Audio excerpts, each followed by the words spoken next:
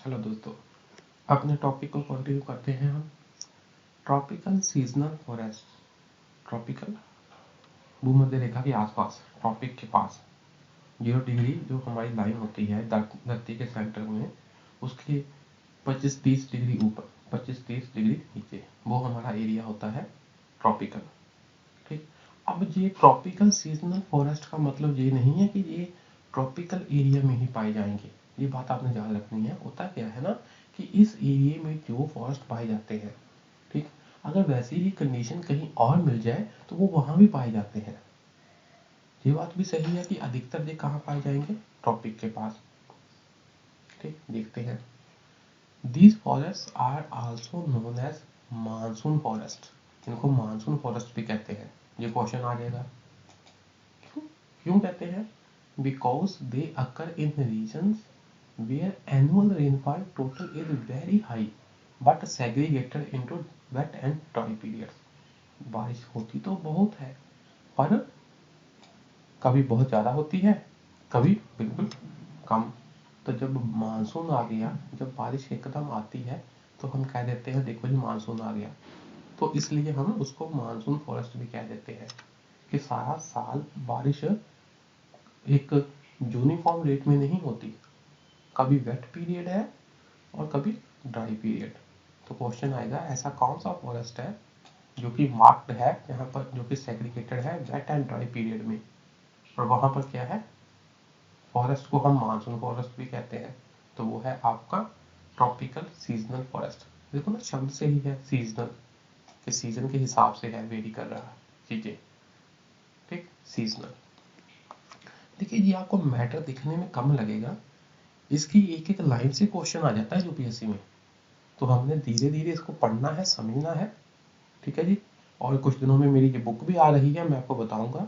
और आप अगर सेल्फ स्टडी से बुक पढ़ रहे हैं तो एक एक लाइन कोशिश कीजिए, धीरे धीरे पढ़िए, जहाँ लिख लिख कर पढ़िए। जो चीज़ टफ लगे उसको गूगल भी करिए, ठीक, ताकि आपके कंसेप्ट क्लियर हों। This kind of forest is found इन, कहाँ कहाँ पाए जाते हैं? Central and south America. Central और साउथ अमेरिका, वही ट्रॉपिकल एरिया के आसपास वाला एरिया हो गया ना। साउथ ईस्ट एशिया, कौन सा एरिया जी हमारा है? इंडोनेशिया, मलेशिया, फिलीपाइंस वगैरह, वहां पर भी कितने सघन जंगल होते हैं। Northern Australia, western Africa and tropical islands of the Pacific. Pacific जो हमारा महासागर है, उसमें जो ट्रॉपिकल आइलैंड्स हैं हमारे, कौन से? यही आपके वेस्ट इंडीज वाले, त्रिनिदाद टोबैगो वगैरह ये सारे। तो इंडिया में भी ये है, क्योंकि इंडिया में तो हमको पता ही है कि मानसून आ गया, मानसून आ गया, इतना सुनते हैं। तो फिर इंडिया में भी है। आगे है इंडियन फॉरेस्ट टाइप्स। जो इंडिया में पाए जाने वाले फॉरेस्ट है उनकी कौन कौन सी टाइप्स है, ये भी क्वेश्चन आ जाते हैं। कहता है India has a diverse range of forest. हमारे कितने प्रकार के जंगल मिलते हैं, फॉरेस्ट मिलते हैं। ठीक, आप देखो ना, जो हमारे नॉर्थ ईस्ट में काफ़ी सघन जंगल मिलते हैं, डेंस फॉरेस्ट है। अंडमान निकोबार में भी ऐसा ही है। ठीक, हिमालय की तरफ जाओ तो कुछ और प्रकार के मिलेंगे। ठीक, इधर यूपी, बिहार, अपना मध्य प्रदेश, जहाँ पर कुछ और किस्म के, वेस्टर्न घाट में एक तरफ काफ़ी बारिश होती है, वहाँ कुछ और, दूसरी तरफ कुछ और टाइप के। ठीक, अगर हम राजस्थान की बात करें तो वहाँ पर बिल्कुल ही क्या है, सूखा है। उधर अपने वेस्ट की तरफ तो वहाँ पर थॉर्नी, है ना, मरुस्थलीय टाइप के फॉरेस्ट मिलेंगे। तो ये चीज़ें हैं, पढ़ लेते हैं। कहता है कि from the rain forest of Western Ghat. Western Ghat में क्या है, हमारे रेन फॉरेस्ट मिलते हैं। ठीक है ना, क्योंकि जो मानसून आता है तो वहीं पर तो स्ट्राइक करता है। वेस्टर्न घाट क्या है, पूरा हॉटस्पॉट है बायोडाइवर्सिटी का in the south. To alpine, alpine का मतलब होता है माउंटेन वाला, पास्चर्स ऑफ लद्दाख। लद्दाख के जो छोटे मोटे घास उगते हैं ऊपर पहाड़ों पर, वैसी वनस्पति। In the north, from the deserts of Rajasthan, Rajasthan के हैं मरुस्थल वाले area. In the west to evergreen forest in the north east. North east में क्या है, एवरग्रीन फॉरेस्ट। तो देखो, कभी बायोडाइवर्सिटी के ऊपर ऐसे भी आ जाए तो ये वाली लाइन लिख सकते हैं शुरुआत में। The main factors that determine the type of forest are, forest किस किस फैक्टर पर डिपेंड करता है, वहाँ का क्लाइमेट कैसा है, वहाँ की सॉइल टाइप कैसी है, टोपोग्राफी कैसी है, मीन समतल है, ऊपर ऊपर है, पहाड़ है, कैसा है, एंड एलिवेशन, एलिवेशन का मतलब स्लोप कैसी है, ठीक, मीन जो होता नहीं आपका ऊंचाई से नीचे की तरफ आए तो बिल्कुल स्पाट, बिल्कुल वो है, धीरे धीरे धीरे हाइट कम होती है या एकदम कम होती है, ये सब चीजें हैं, और समुद्र तल से कितनी ऊंचाई है ये भी है। अब बात आती है टोपोग्राफी का मतलब क्या है, कहते हैं the arrangement of natural and artificial physical features of an area, किसी एरिया में जो फिजिकल फीचर्स है जो हमको दिखती हैं वो कैसी है, क्या वो एरिया बिल्कुल स्पाट है, बिल्कुल ही मतलब कि प्लेन है, क्या उस ऊबड़ खाबड़ है, क्या उसमें कैसी स्ट्रक्चर्स है, चाहे वो नेचुरल हो चाहे मैन मेड फीचर्स हो, तो वो होती है उसकी टोपोग्राफी। बस ऐसे ही बस पढ़ना है आपने, कुछ चीज टफ लगे उसको उसी समय गूगल कर लेनी है। आगे चलते हैं जी, ये थोड़ा है, ये देख लेते हैं ऊपर ऊपर से हम। तो अल्पाइन और हिमालयन है ये वाला फॉरेस्ट इंडिया का, ऊपर है कोल्ड डेजर्ट, ये पहाड़ी वाला है स्काई ब्लू कलर का, अल्पाइन हिमालय, ठीक है जी।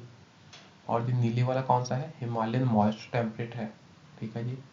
ये देखो सब ट्रॉपिकल कॉनिफरस, ये देखो ये ज्यादा वाला एरिया कौन सा दिख रहा है, ट्रॉपिकल के पास वाला जो एरिया होता है सब ट्रॉपिकल, तो ये है कॉनिफरस। अच्छा जी, अब देख लेते हैं ये पीले वाला ट्रॉपिकल थॉर्नी वेजिटेशन, ये देखो ये थॉर्नी कांटेदार वेजिटेशन इस एरिया में आएगी, इस एरिया में भी आएगी कांटेदार, क्यों, क्योंकि जब जहाँ से मानसून आया तो वेस्टर्न घाट पर इधर बारिश कर दी और दूसरी तरफ जाकर क्या हुआ, ड्राई एरिया हो गया बिल्कुल, इसलिए जहाँ पर और जहाँ पर क्या है ड्राई एरिया है, ठीक है जी। आगे ये देखिए डार्क ग्रीन, ये है ट्रॉपिकल वेट एवरग्रीन, ट्रॉपिकल भी है, ये देखिए डार्क ग्रीन, ये है डार्क ग्रीन, वेट बारिश होती काफ़ी, और एवरग्रीन सदाबहार, आपको पता है चेरापूंजी मौसिन राम इस एरिया में है, इसलिए ये है आपका क्या है ट्रॉपिकल वेट एवरग्रीन, ठीक।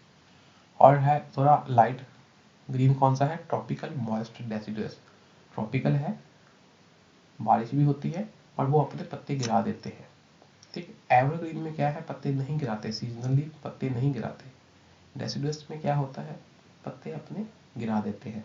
ये देख लो ये वाला एरिया, ये वाला, ये कोस्ट वाला एरिया, ये वाला, और हिमालय के नीचे वाला एरिया, ठीक, जहाँ पर ऐसी वनस्पति होती है जो डेसिडुअस है, जो अपने पत्ते गिरा देते हैं, ठीक, ये असम वाला एरिया सारा।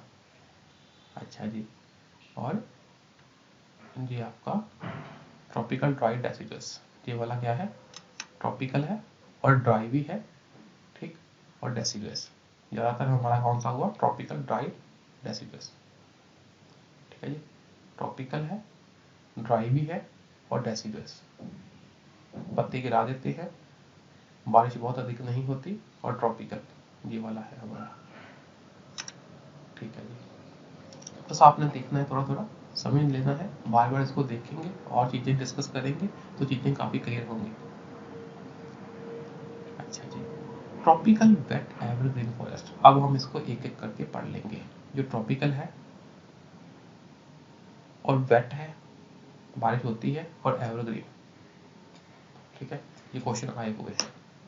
These forests are found along the Western Ghats, the Andaman and Nicobar Islands and in the northeastern regions। ये बात आपने रट्टा लगा लेनी है, जो कि बहुत ही मतलब एवरग्रीन फॉरेस्ट है, वेट वाले हैं, संघनी हैं, वो कहाँ पाए जाते हैं, वेस्टर्न घाट्स में, अंडमान एंड निकोबार आइलैंड्स में, and in the north eastern region में, ठीक है जी। जहाँ ये देखो डार्क ग्रीन, ये नॉर्थ ईस्टर्न, और जहाँ अंडमान निकोबार में, ये क्वेश्चन आए हुए हैं, यूपीएससी में आया हुआ है, इसी कंसेप्ट को तोड़ मरोड़ कर वो पूछ लेंगे कि क्या ट्रॉपिकल जो है वेट एवरग्रीन है, क्या वो अंडमान निकोबार में है, क्या वो वेस्टर्न घाट में है, क्या वो नॉर्थ ईस्ट में है, ठीक। जहाँ एक ऐसे फॉरेस्ट जो इन तीनों एरिया में है वो कौन से हैं।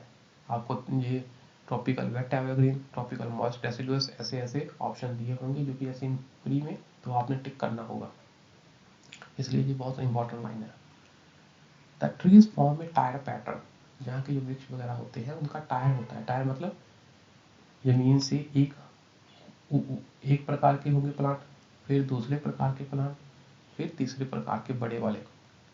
Closure to the ground are shrubs, जमीन के पास क्या है, श्रब्स, जड़ी बूटियां।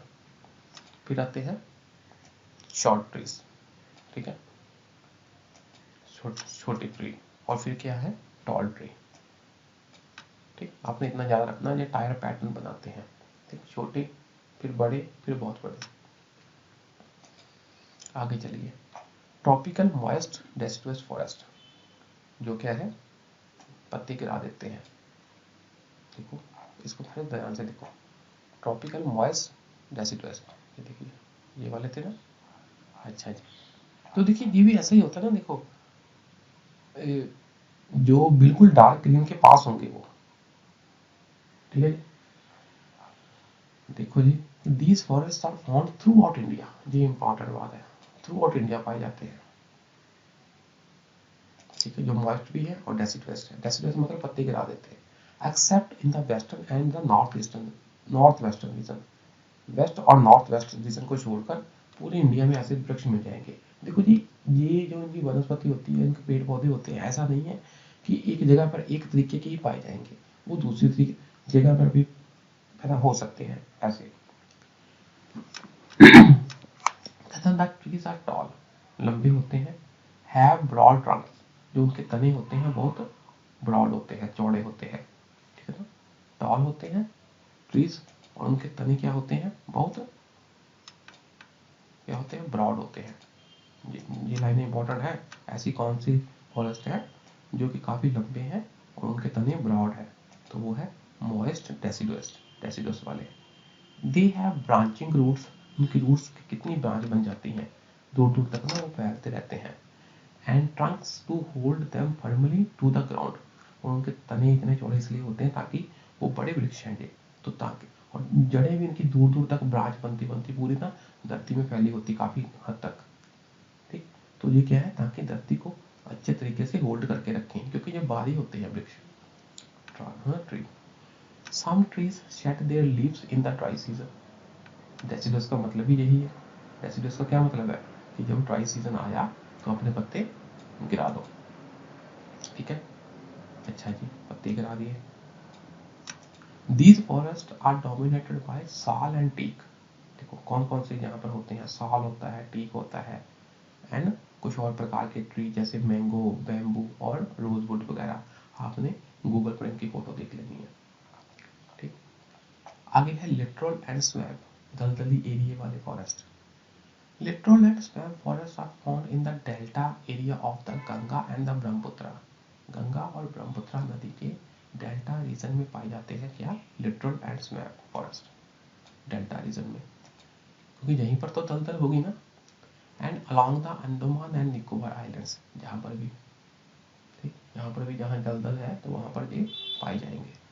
There roots have soft tissues, उनकी जड़ों के टिश्यू क्या होते हैं, काफी सॉफ्ट, क्यों, so that the plant can breathe in the water, ठीक, ताकि वो पानी में भी क्या है, सांस ले सके। ठीक, सॉफ्ट टिश्यू होते हैं, ठीक, so that they can breathe in the water. ये पूछा जा सकता है कि लिटरल ऐसी कौन से फॉरेस्ट हैं जिनके सॉफ्ट टिश्यू होते हैं, तो आपने सोचना सॉफ्ट टिश्यू उसकी हेल्प करते हैं, क्योंकि मिट्टी में क्या है, पानी काफ़ी है, वेटलैंड है, दलदली एरिया है, तो वो पानी इनके अंदर ना चला जाए, सिर्फ ऑक्सीजन ही जाए ऐसा कुछ, तो वो सॉफ्ट टिश्यू होते हैं इसलिए। ठीक, ज़्यादा डीप नहीं जाना, आपने यही समझना है कि इनके जो रूट्स हैं उसके टिश्यू क्या होते हैं, सॉफ्ट, ताकि वो पानी में भी सांस ले सके। ठीक है जी, आगे है जी tropical dry deciduous forest. Tropical deciduous भी है पर है क्या, ड्राई। ठीक, ये क्या है, ड्राई है। These forests are found throughout the northern part of the country, except in the northeast. North east को छोड़कर हर जगह पाए जाते हैं। ट्रॉपिकल ड्राई डेसिडुअस, ये देखिए ट्रॉपिकल ड्राई डेसिडुअस, ये वाले नॉर्थ में पाए जाते हैं सारे, देखो ठीक है। अच्छा जी, नॉर्दर्न पार्ट में पाए जाते हैं ज़्यादा। The common trees are the sal, bamboo and variety of acacia, तो ये वाले ट्री ज़्यादा पाए जाते हैं। आगे है ट्रॉपिकल थॉर्न फॉरेस्ट, थॉर्न मतलब कांटेदार, ठीक। This type of forest is found in the areas having black soil, यहाँ पर ब्लैक सॉइल है। एरियाज इंक्लूड कौन सा, देखो north, west, central and south India. इसको फिर देख लो, नॉर्थ, ठीक है जी, ये देखो कौन सा था पीले वाला हमारा ट्रॉपिकल थॉर्न, ये वाला, ये वाला, ठीक, ये आपने याद रखना है। अच्छा जी, and the height of trees is not more than 10 metres, 10 metre से ज़्यादा नहीं होती। तो ये क्या है, ट्रॉपिकल थॉर्न फॉरेस्ट। आगे है ये ट्रॉपिकल ड्राई एवरग्रीन फॉरेस्ट, है ड्राई पर फिर भी एवरग्रीन है। This forest are found along the coast of Tamil Nadu, Andhra Pradesh and Karnataka, ये आपने पढ़ लेना, ठीक है जी। तो ये थोड़ा इसको बार बार आपने देखना है क्योंकि ओवरलैप हो सकती है चीज़ें, पर इसमें से क्वेश्चन आ रहे हैं। आगे हम बात करेंगे जी, नया टॉपिक है हमारा डिफॉरेस्टेशन, ठीक है। डिफॉरेस्टेशन, जो फॉरेस्ट है उसको काट दिया, डी कर दिया, हटा दिया, फॉरेस्ट वाला एरिया कम कर दिया, पेड़ों को काट दिया, जंगल के पेड़ों को। The forest are being cut down at an alarming rate mainly due to, ये वो हमारा ना सब्जेक्टिव क्वेश्चन है कि डिफॉरेस्टेशन क्या होता है, क्यों होता है और क्या करना चाहिए, ऐसा क्वेश्चन आ सकता है मेंस में। तो रीजन क्या है, कट हो रहे हैं, अर्बनाइजेशन बढ़ रही है, शहरीकरण बढ़ रहा है, तो शहर में लोगों को बसाने के लिए क्या है, जंगल और काटे जा रहे हैं। जैसे दिल्ली के आसपास वाले एरिए में बिल्डिंगें बन गई है, तो जो वहाँ पर इधर फॉरेस्ट वगैरह है जहाँ वैसे भी, तो उनको डिफॉरेस्ट किया जा रहा है, पेड़ काट कर बिल्डिंग बनाई जा रही है, फैक्ट्रियाँ बनाई जा रही हैं, रेजिडेंशियल हाउसेज बनाए जा रहे हैं, रोड कंस्ट्रक्शन किया जा रहा है। तो क्या है, क्योंकि अर्बनाइजेशन, ये वाले ना लाइनें आपने पॉइंट ना रट्टे मारने हैं। इसमें क्या है ना, urbanisation, industrialisation, mining, infrastructure projects, तो ये आपको 4-5 पॉइंट आते होंगे तो आप मेंस में सीधा लिख देंगे, वहाँ सोचने की जरूरत नहीं पड़ेगी, क्योंकि ये वाले पॉइंट बार बार बार बार आएंगे। मैंग्रोव को क्या प्रॉब्लम हो रही है, वेटलैंड को क्या प्रॉब्लम हो रही है, तो उसमें ये 3-4 पॉइंट तो है ही, क्या, अर्बनाइजेशन हो गई, इंडस्ट्रियलाइजेशन हो गई, माइनिंग हो रही है, तो ये सारे पॉइंट 3-4 तो लिखने ही लिखने हैं।